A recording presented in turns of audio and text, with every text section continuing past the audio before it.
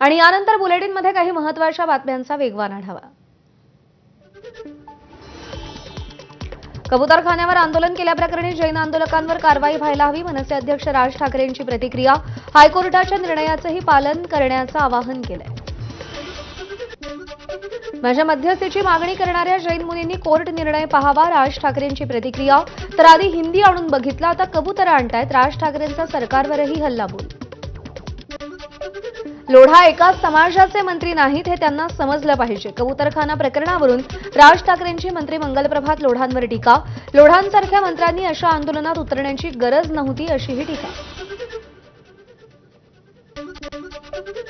स्वातंत्र्य दिनालाच खाण्याचं स्वातंत्र्य नाही, कल्याण डोंबिवली महापालिकेच्या मांस विक्रीच्या बंदीच्या निर्णयावर राज ठाकरेंचे खडे बोल। कोणी काय खावं हे सरकारनं ठरवू नये, असा हल्लाबोल।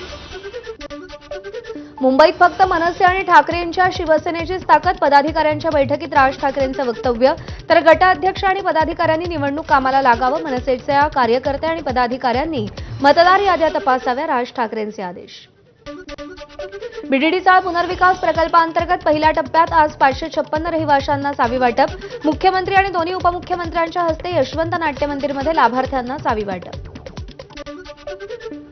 बीडीडी चाळवासियांना कोट्यवधींची घरं मिळाली, 556 चाळवासियांना 13 ते 14 कोटी रुपये किमतीचं घर, एका चाळवासियाला 500 स्क्वेअर फूटचं घर। उपमुख्यमंत्री अजित पवारांची माहिती।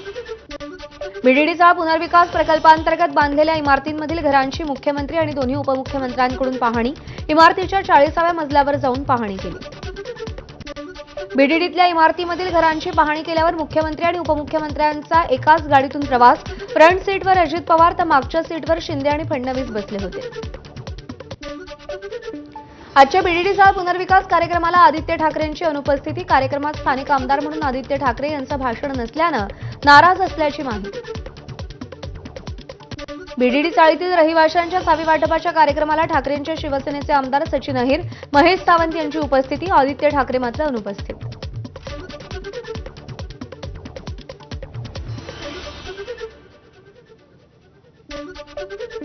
सूरज चव्हाण यांनी मारहाण केल्यानंतर फ्रॅक्चर झालेल्या सूरज घाडगे यांच्या हातावरील प्लास्टरचा पट्टा निघण्याच्या आतच सूरज चव्हाण